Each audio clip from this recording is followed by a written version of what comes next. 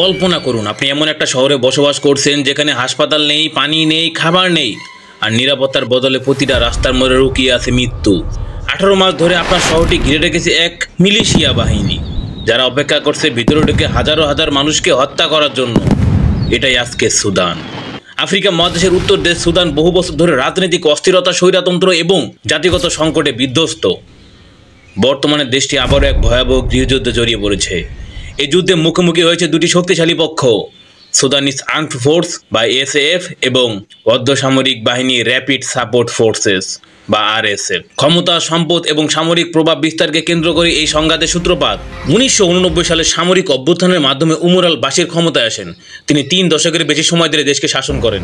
তার সময় ব্যাপক দুর্নীতি, স্বৈরাচারী এবং দমননীতি, তীব্র অর্থ সংকট দেশকে অস্থিরতার দিকে ঠেলে দিতে থাকে। দীর্ঘ বিরোধ, ক্ষোভ এবং আর্থিক অবনতির চাপে 2019 সালে আরেকটি সামরিক অভ্যুত্থান ঘটে এবং বাশির ক্ষমতাচ্যুত হন। এখান থেকে নতুন অস্থিরতার বীজ বপন শুরু হলো। বাশিরের পতনের পর সেনাবাহিনী ও বেসামরিক নেতৃত্ব মিলে একটা অন্তর্বর্তীকালীন সরকার গঠন করে।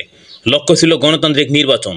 কিন্তু সমস্যা সৃষ্টি হয় যখন দেখা যায় বাশিরের আমলে গঠিত আরেক শক্তিশালী মিলিশিয়া বাহিনী বা আরএসএফ তখনও অস্ত্রশস্ত্র সহ কার্যক্রম চালাচ্ছে।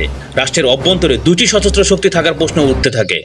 দারফুর অঞ্চলে বহু বছর ধরে আরব ও অনারব আফ্রিকান জনগোষ্ঠীর উপর সামাজিক, অর্থনৈতিক ও রাজনৈতিক বৈষম্য চলছিল। 2003 সালে ক্ষোভ বিস্ফোরিত হয়ে শরণার্থী বিদ্রোহে সরকারি বাহিনীর বিপক্ষে ওঠে কয়েকটি সশস্ত্র দল। এ সময় সরকার জাঞ্জাবিদ নামক এক মিলিশিয়া বাহিনী ব্যবহার করে। তারা নজিরবিহীন নিপীড়ন চালায়, গ্রাম পুড়িয়ে দেওয়া, গণহত্যা, ধর্ষণ, নির্যাতন। 5 বছরে মৃতের সংখ্যা ছুঁয়ে ফেলে প্রায় 3 লাখ, আর বাস্তুচ্যুত হয় প্রায় 25 লক্ষাধিক মানুষ। পৃথিবী এই ট্র্যাজেডিকে জানলো দারফুর গণহত্যা নামে। সময়ের প্রভাবে জাঞ্জাবিদ পুনর্গঠিত হয়ে আরএসএফ হিসেবে স্বীকৃতি পায়।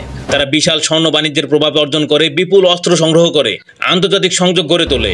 ধীরে ধীরে তারা হয়ে ওঠে রাষ্ট্রের ভিতরে রাষ্ট্র। আরএসএফ প্রধান মোহাম্মদ হামদান দাগালো অন্তর্বর্তী সরকারের উপপ্রধান হন। এতে তিনি আরও শক্তিশালী হয়ে ওঠেন। তিনি তার বাহিনীকে স্বাধীন রাখার চেষ্টা করতে থাকেন। কিন্তু এসএএফ মনে করে এক দেশে দুটি শক্তিশালী বাহিনী কখনোই স্থায়ী শান্তি আনতে পারে না। এখান থেকে ক্ষোভ, সংখ্যা আর ক্ষমতার লড়াই। 2023 সালে সুদানের রাজধানী খার্তুমে দুই বাহিনী সরাসরি মুখোমুখি হয়। শহর জুড়ে শুরু হয় গুলি, বোমা এবং লুটপাট। হাসপাতাল, ঘরবাড়ি, বাজার সবকিছু ধ্বংস হতে থাকে। সুদানে ধীরে ধীরে নেমে যায় মানবিক বিপর্যয়। 2025 সালে শেষার্ধে উত্তর দারফুরের শহর এল ফাশের গৃহযুদ্ধের সবচেয়ে ভয়ানক কেন্দ্র হয়। এটি ছিল পশ্চিম অঞ্চলে এসএএফ এর সবচেয়ে শক্তিশালী একটি ঘাঁটি। কিন্তু এদিকে আরএসএফ শহর ঘিরে খাদ্য সরবরাহ বন্ধ করে, পানি কেটে দেয়, ওষুধ প্রবেশে নিষিদ্ধ করে। এলাকাটি পরিণত হয় মৃত্যু ফাঁদে। দীর্ঘ 18 মাসের অবরোধের পর আরএসএফ শহরটি দখল করে। শহরে ঢুকে শুরু হয় গণহত্যা। আন্তর্জাতিক প্রতিবেদন অনুযায়ী নারী, শিশু সহ 1500 থেকে 2000 মানুষকে গুলি করে হত্যা করা হয়েছে। নির্দিষ্ট জাতিগোষ্ঠীকে টার্গেট করা হচ্ছে, ঘরে আগুন ধরিয়ে দেওয়া হচ্ছে, পালাতে গিয়ে শত শত মানুষ মরছে।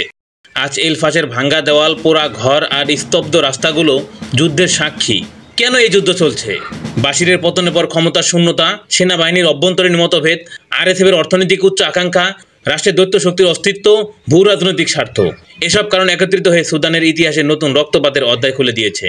আর তাদের মানবিক পরিস্থিতি এখন লাখো লাখো মানুষ খাদ্যহীন, চিকিৎসাহীন, বাস্তুহারা, সীমান্তে আশ্রয় প্রার্থী। জাতিসংঘ বলছে এটি পৃথিবীর অন্যতম সবচেয়ে বড় মানবিক সংকট। এখন আপনারা বলতে পারেন এই যুদ্ধ লাগার মূল কারণ কি? আসলে এর মূল কারণ হলো দুই সামরিক শক্তির ক্ষমতার লড়াই, দারফুরের পুরনো ক্ষত, স্বর্ণ বাণিজ্য ও সম্পদের দখল, অস্থায়ী রাজনৈতিক ব্যর্থতার ফল। আর এর মূল্য দিচ্ছে সাধারণ মানুষ তাদের নিজের জীবনের বিনিময়ে।